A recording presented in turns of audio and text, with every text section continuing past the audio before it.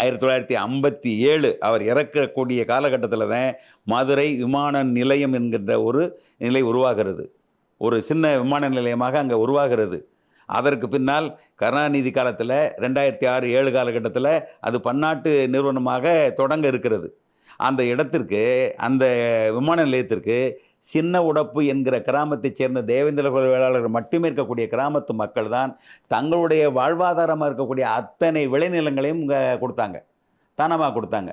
ஏறத்தாழ ஏற்கனவே 700 ஏக்கர் குடுத்து, அதற்கடுத்தும் 610 ஏக்கர் குடுத்து, முழுமையாக அந்த மக்கள் மட்டுமே இந்த விமான நிலையத்திற்கு குடுத்து, அந்த விமான நிலையம் உருவாக்கப்பட்டது. ஆனால், இந்த கலைஞர் கருணாநிதி அவர்கள் அரசியல் செய்வதற்காக அந்த காலகட்டத்தில, அந்த 2007 காலகட்டங்கள்ல இவர் என்ன செய்றாரு, அங்கே பசும்பொன்னுக்கு போறார், நினைவிடத்துக்கு போறாரு.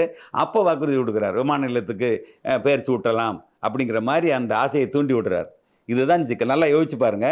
அந்த மக்கள் முழுமையாக இடம் கொடுத்து அந்த விமான நிலையம் உருவாகிறது. அவர்களுக்கு வேலை தருவதாகவும் வாக்களிக்கப்படுகிறது. அது முழுமையாக தரல. அதாவது அன்றைக்கு மார்க்கெட் ரேட் என்று சொல்லப்படுகின்ற அந்த விலை கூட நிர்ணயிக்கப்படாமல் ஏதோ பேருக்கு கொடுத்து அவர்களை சமாதானப்படுத்தி விட்டார்கள். அன்றைக்கு அவர்களும் பரவாயில்லன்னு சொல்லி பெரிதாக எடுத்துக்கொள்ளவில்லை. அப்படிப்பட்ட ஒரு நிலையில இருக்கின்ற பொழுது, திடீரென்று முத்துராமலிங்க தேவர் அவருடைய பெயரை சூட்ட வேண்டும் என்று கலைஞர் தொடங்கி வைத்த அந்த அரசியல், அந்த அற்பத்தனம் என்ன செய்கிறது? இன்று வரை தொடர்ந்து இன்றைக்கு எடப்பாடி பேசுகின்ற அளவிற்கு அது நிற்கிறது. இடையில ஜெயலலிதா கூட பேச தயங்கிய விஷயம். நன்றாக யோசிச்சு பார்க்கணும். ஏன்னா, அதனுடைய உண்மைத்தன்மையை உணர்ந்தவர்கள் யாரும் வெளியே பேச மாட்டாங்க அத. அதுக்கு ஒரு சமாதானமான முறையில செய்யணும். ஒண்ணு இருவருடைய பேரையும் சேர்த்து வைக்கணும்.